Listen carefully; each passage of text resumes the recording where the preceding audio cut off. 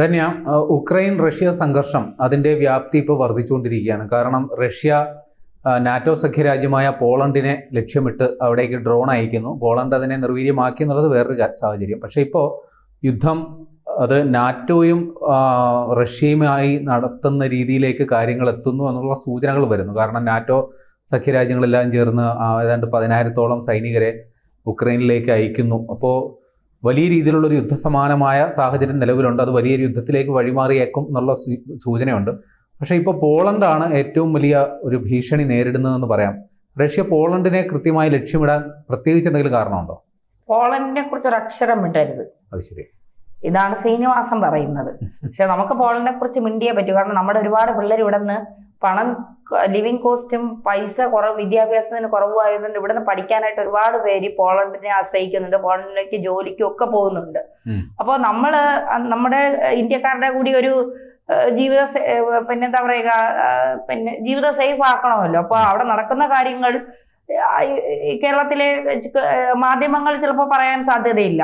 തീർച്ചയായിട്ടും അത് ഇവിടുത്തെ കുട്ടികളെ അറിയിക്കേണ്ടതിന്റെ ഒരു ബാധ്യത ഉണ്ട്. പോളണ്ട് അത്ര സുരക്ഷിതമല്ല ഇപ്പോൾ. പോളണ്ട് ഇപ്പോൾ നാറ്റോയിലെ സൈനിക ശക്തികളിൽ ഏറ്റവും വലിയ അംഗരാജ്യമാണ് പോളണ്ട് എന്ന് പറയുന്നത്. പക്ഷെ എങ്കിൽ പോലും പോളണ്ട് ഇപ്പോൾ പറയുന്നത് പോളണ്ടിന്റെ ദേശസ്നേഹം വളർത്താൻ, പോളണ്ടിലെ ജനങ്ങളുടെ ദേശസ്നേഹം വളർത്താൻ അവിടെ വരുന്നവരെയും അവിടുത്തെ സിവിലിയൻസിനെയും ഒക്കെ ഉൾപ്പെടുത്തിക്കൊണ്ട് അവർ സൈനികമായി ഒരു മുന്നേറ്റം നടത്താൻ ഒരുങ്ങുന്നു എന്നുള്ളത്. അതായത് അധ്യാപകർ, ഡോക്ടർമാർ, വിദ്യാഭ്യാസ രംഗത്തുള്ളവർ, പഠിക്കുന്ന കുട്ടികൾ, വിദ്യാർത്ഥികൾ, സ്ത്രീകൾ, ജോലിക്കെത്തുന്ന സ്ത്രീകൾ അടക്കമുള്ളവരെ വൈദ്യ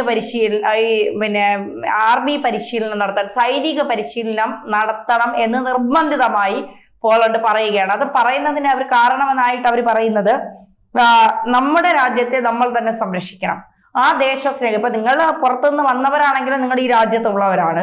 അതുകൊണ്ട് ഈ രാജ്യത്തെ സംരക്ഷിക്കേണ്ട ഉത്തരവാദിത്വവും കടമയും നിങ്ങൾക്ക് ഓരോരുത്തർക്കുമുണ്ട്. അതുകൊണ്ട് ഈ രാജ്യത്തെ സംരക്ഷിക്കാൻ വേണ്ടി സൈന്യത്തിൽ ചേർന്ന് നിർബന്ധിതമായ സൈനിക സേവനം നടത്തി നമുക്ക് റഷ്യയുടെ ആക്രമണങ്ങളെ തടയണം. ഇപ്പോൾ ഉക്രൈനിലോട്ട് റഷ്യ അധിനിവേശം നടത്തിയപ്പോഴും ഉക്രൈനും ഇതേ നിലപാട് തന്നെയാണ് എടുത്തത്. ഉക്രൈനിലുള്ള ഇതേപോലെ സന്നദ്ധ പ്രവർത്തകരായിട്ടുള്ളവരെ അടക്കം സൈനിക സേവനത്തിന്റെ ഭാഗമായിട്ട് ഉക്രൈൻ എടുത്തത്. അത് ഫലപ്രദവുമായിരുന്നു. കാരണം ഈ റഷ്യൻ സൈന്യം പലയിടത്തോട്ടും ഇരച്ചു കയറുന്നതിനെ ഒരു പരിധിവരെ തടഞ്ഞു നിർത്തിയത് സാധാരണക്കാരായിട്ടുള്ള ആയുധമേന്തിയ സാധാരണക്കാരായിട്ടുള്ള ആളുകളാണ്. അപ്പോൾ അതേ തന്ത്രം തന്നെയായിരിക്കും പോളണ്ടും ഉദ്ദേശിക്കുന്നത്. പോളണ്ട് പറയുന്നത് ഇതൊരു പ്രതിരോധമല്ല, ഇത് റഷ്യക്കെതിരെയുള്ള ഒരു പ്രതിരോധമായി നിങ്ങൾ കാണരുത്. പ്രതിരോധത്തിനപ്പുറം ഇത് മറ്റു രാജ്യങ്ങൾക്കുള്ള സന്ദേശം കൂടിയാണ്. കാരണം ഉക്രൈൻ അതിർത്തി പങ്കിടുന്ന മറ്റു രാജ്യങ്ങളുണ്ട്. ആ രാജ്യങ്ങളെ നാളെ റഷ്യ തങ്ങളുടെ വരുതിയിലേക്ക് വരുത്താൻ ഒരുപാട് കാര്യങ്ങൾ ചെയ്യും. ഇപ്പോൾ ഇവിടെ തന്നെ പോളണ്ടിന്റെ ഊർജ നിലയങ്ങൾ, നഗരങ്ങൾ, അത്യാധുനികമായ കെട്ടിടങ്ങൾ, സർക്കാർ മന്ദിരങ്ങൾ ഒക്കെ ഡ്രോൺ ആക്രമണം നടത്തി റഷ്യ തകർക്കുകയാണ്. ഇത് കണ്ട് മടുത്തിട്ടാണ് സിവിലിയൻസിനോട് പറയുന്നത്, നിങ്ങൾ കൂടി ഞങ്ങളോടൊപ്പം നിന്നാൽ മാത്രമേ നമുക്ക് ഈ യുദ്ധം ജയിക്കാൻ കഴിയൂ, റഷ്യയുടെ ആക്രമണത്തെ തടയാൻ കഴിയൂ. അപ്പൊ അതുകൊണ്ട് നിങ്ങൾ ഞങ്ങളോടൊപ്പം നിൽക്കണം എന്ന് പോളണ്ട് കൃത്യമായ തീരുമാനം എടുക്കുന്നു. മാത്രമല്ല, ഈ 1990 സോവിയറ്റ് യൂണിയൻ തകർന്നത്. അപ്പോഴാണ് ഈ പോളണ്ട് അടക്കമുള്ള രാജ്യങ്ങൾ സ്വതന്ത്രമായത്. അപ്പൊ ഈ സ്വതന്ത്രമായ രാജ്യങ്ങളെ മുഴുവൻ തങ്ങളുടെ അധീനതയിലേക്ക് കൊണ്ടുവരാനാണ് റഷ്യ ഇപ്പോൾ ശ്രമിക്കുന്നത്. അതോടുകൂടി ഏറ്റവും വലിയ ഒരു സാമ്രാജ്യ ശക്തിയായി മാറണം റഷ്യക്ക്. അതിനുവേണ്ടി ഈ അതിർത്തി രാജ്യങ്ങളെ കൂടി തങ്ങളോടൊപ്പം ചേർത്ത് നിർത്തുക, അവരെ ആക്രമിച്ച് ചേർത്ത് നിർത്തുന്ന ഒരു നിലപാട് സ്വീകരിക്കുക. അതാണ് റഷ്യ ഇപ്പോൾ എടുക്കുന്ന ഒരു നിലപാടെന്ന് പറയുന്നത്. ഒരു പരിധിവരെ റഷ്യയുടെ ഈ ആക്രമണങ്ങൾക്ക് കാരണം ഇന്ത്യയും കൂടിയാണ് എന്ന് പറയാതിരിക്കാൻ കഴിയില്ല. കാരണം ഇന്ത്യ എണ്ണ വാങ്ങുന്നത് കണ്ടാണ് മറ്റു രാജ്യങ്ങൾ കൂടി ഉപരോധം ഏർപ്പെടുത്തി റഷ്യയിൽ നിന്ന് എണ്ണ വാങ്ങാൻ തുടങ്ങിയത്. അപ്പോ ഈ പണം കൊടുക്കുന്നതോടുകൂടി റഷ്യക്ക് കൂടുതൽ കരുത്താർജിക്കുന്നു. റഷ്യ ആയുധങ്ങൾ വാങ്ങാൻ തുടങ്ങുന്നു. ഈ ആയുധങ്ങൾ ഉപയോഗിച്ച് ഈ ചെറിയ ചെറിയ രാജ്യങ്ങളെ ആക്രമിച്ച് തങ്ങളുടെ അത്ര ശക്തിയില്ല എന്ന് കാണുന്ന രാജ്യങ്ങളെ ആക്രമിച്ച് തങ്ങളുടെ വരുതിയിലാക്കാൻ ശ്രമിക്കുന്നതാണ് റഷ്യ ഇപ്പോൾ നടത്തിയിരിക്കുന്ന തന്ത്രം. ഉക്രൈനെ പോളണ്ടിനെ സംബന്ധിച്ചിടത്തോളം പോളണ്ട് നാറ്റോയുടെ ഒരു സഖ്യരാജ്യമാണ്. ഏറ്റവും കൂടുതൽ സൈനിക ശക്തിയുള്ള ഒരു രാജ്യം കൂടിയാണ് പോളണ്ട് എന്ന് പറയുന്നത്. അപ്പോൾ ഈ രാജ്യത്തെ ആക്രമിക്കാൻ ശ്രമിക്കുമ്പോൾ പലപ്പോഴും റഷ്യ അവിടെ പരാജയപ്പെടുന്ന ഒരു അവസ്ഥയാണ് കാണുന്നത്.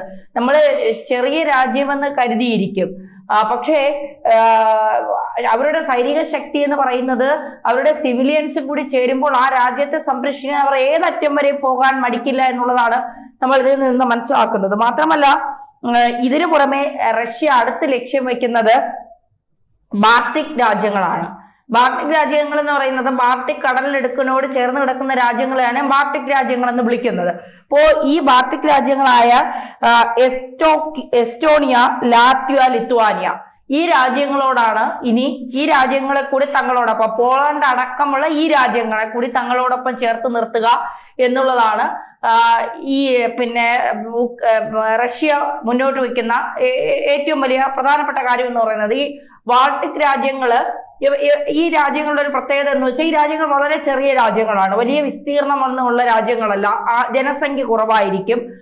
പക്ഷേ അവിടെ താമസിക്കാനുള്ള മറ്റ് യൂറോപ്യൻ രാജ്യങ്ങളെ പോലെ വലിയ ലിവിങ് കോസ്റ്റ് ഇല്ല, വലിയ ആർഭാടങ്ങളൊന്നുമില്ല, എല്ലാം മിതത്വത്തോടു കൂടി പോകുന്ന രാജ്യങ്ങളാണ് ഇവയൊക്കെ. കാരണം അവരവരുടെ രാജ്യത്തിന്റെ സുരക്ഷിതത്വം മാത്രം ഉൾക്കൊണ്ടുകൊണ്ട് മറ്റ് രാജ്യങ്ങളുടെ മേൽ കൈകടത്തൽ നടത്താതെ, അധിനിവേശം നടത്താതെ അവരെ രാജ്യത്തെ സംരക്ഷിച്ചുകൊണ്ട് ആ രാജ്യത്തിന്റെ നിലനിൽപ്പിന് ആവശ്യമായ ഘടകങ്ങളെല്ലാം ഉൾക്കൊണ്ടുകൊണ്ട് മുന്നോട്ട് പോകുന്ന രാജ്യങ്ങളാണ് ഈ ബാൾട്ടിക് രാജ്യങ്ങൾ എന്ന് പറയുന്നത്. ഇവിടെയൊക്കെ ഇപ്പൊ ഒരുപാട് മലയാളി കുട്ടികളൊക്കെ ഇവിടെയൊക്കെ പഠിക്കാൻ പോകുന്നുണ്ട്. ലാത്വിയ, ലിത്വാനിയ പോലെയുള്ള സ്ഥലങ്ങളിലൊക്കെ പഠിക്കാൻ പോകുന്നുണ്ട്. പലരും പറയുന്ന അവിടുത്തെ ലിവിങ് കോസ്റ്റ് വളരെ കുറവാണ്. അതുകൊണ്ടാണ് നമ്മളിപ്പോ കാനഡയെ പോലെ അല്ലെങ്കിൽ UK പോലെയൊക്കെ ഉള്ള രാജ്യങ്ങൾ നമ്മൾ വിദ്യാഭ്യാസത്തെ ഏറ്റെടുത്താൽ അവിടെ 25-30 ലക്ഷം രൂപയാണ് വിദ്യാഭ്യാസത്തിന് മാത്രം. പിന്നെ ലിവിങ് കോസ്റ്റ് വേറെയാണ്. ഈ രാജ്യങ്ങളെ സംബന്ധിച്ചിടത്തോളം ലിവിങ് കോസ്റ്റും വിദ്യാഭ്യാസവും വളരെ കുറവാണ്. ഒരു വർഷം ഒരു 3.5-4 ലക്ഷം രൂപയൊക്കെ അടച്ച് നമുക്ക് പഠിക്കാൻ കഴിയും. ലിവിങ് കോസ്റ്റിന് പാർട്ട് ടൈം ജോലി ചെയ്ത് നമുക്ക് അവിടെ, അതൊക്കെയാണ് ഈ രാജ്യങ്ങളെ മറ്റ് യൂറോപ്യൻ രാജ്യങ്ങളിൽ നിന്ന് വേറിട്ട് നിർത്തുന്നത്. പക്ഷേ ഈ രാജ്യങ്ങൾ അവരുടെ നിലനിൽപ്പിന് വേണ്ടിയും അല്ലെങ്കിൽ അവർക്ക് വേണ്ടിയും അവിടുത്തെ ജീവിത സാഹചര്യങ്ങൾ മെച്ചപ്പെടുത്തിയും ഒരുപാട് ആളുകളെ ആകർഷിച്ച് ആ രാജ്യത്തിന്റെ സാമ്പത്തിക അഭിവൃദ്ധി വർദ്ധിപ്പിക്കാനുള്ള കാര്യങ്ങൾ നോക്കുമ്പോഴാണ് റഷ്യ ഈ അധിനിവേശം നടത്തി ആ രാജ്യങ്ങളെ കൂടി തങ്ങളിലേക്ക് അടുപ്പിച്ചുകൊണ്ട് ഒരു വലിയ സാമ്രാജ്യ ശക്തിയാക്കി പുടിൻ ഒരു ഏകാധിപതിയെ പോലെ ചില സമയങ്ങളിൽ പെരുമാറുന്നു എന്ന് പറയാതിരിക്കാൻ കഴിയില്ല. പലപ്പോഴും പുടിൻ പെരുമാറുന്നത് കണ്ടാൽ ഒരു ഏകാധിപതിയുടെ ഒരു പെരുമാറ്റത്തെ പോലെയാണ് പുടിന്റെ പല രീതികളും നമുക്ക് മനസ്സിലാക്കാൻ സാധിക്കുന്നത്. എന്തായാലും പോളണ്ട് അടക്കമുള്ള രാജ്യങ്ങൾ കൃത്യമായ നിലപാട് സ്വീകരിക്കുന്നു. ഞങ്ങൾ തീർച്ചയായിട്ടും ഞങ്ങളുടെ രാജ്യത്തിന് ഭീഷണിയുണ്ട്, ഞങ്ങളുടെ രാജ്യം ജാഗ്രതയിൽ തന്നെയാണ്, ഞങ്ങൾ സിവിലിയൻസിന് ഇറക്കിക്കൊണ്ട് കൃത്യമായ നീക്കത്തിലൂടെ തന്നെയാണ് റഷ്യയെ നേരിടാൻ പോകുന്നത്. ഉക്രൈനുമായി അതിർത്തി പങ്കിടുന്നു എന്ന് കരുതിക്കൊണ്ട് ഞങ്ങളെ തകർക്കാമെന്ന് റഷ്യ വിചാരിച്ചാൽ ഒരുപക്ഷെ റഷ്യയെ സംബന്ധിച്ചിടത്തോളം റഷ്യക്ക് ഒരു ബാലികേറ മലയാകാനാണ് സാധ്യത. അതുകൊണ്ട് അതിലേക്ക് റഷ്യ നീങ്ങണ്ട എന്നുള്ളൊരു മുന്നറിയിപ്പും കൂടി പോളണ്ട് നൽകുന്നുണ്ട്. മാത്രമല്ല ഈ റഷ്യയുടെ കലിനിഗ്രാഡ്സ് എൻക്ലേവ്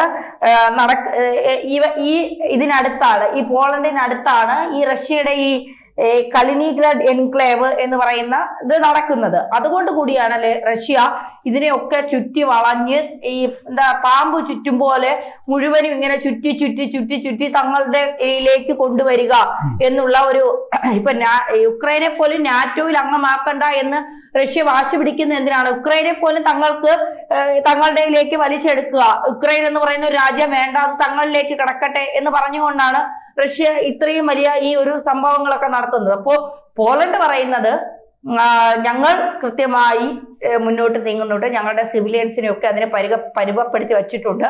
അതുകൊണ്ട് റഷ്യ കളിച്ചാൽ ഞങ്ങളോട് കളിക്കുന്നത് റഷ്യ ആണെങ്കിലും മറ്റേത് ശക്തിയുള്ള രാജ്യമാണെങ്കിലും അതിന്റെ പണി 8ന്റെ നിലയിൽ കിട്ടും.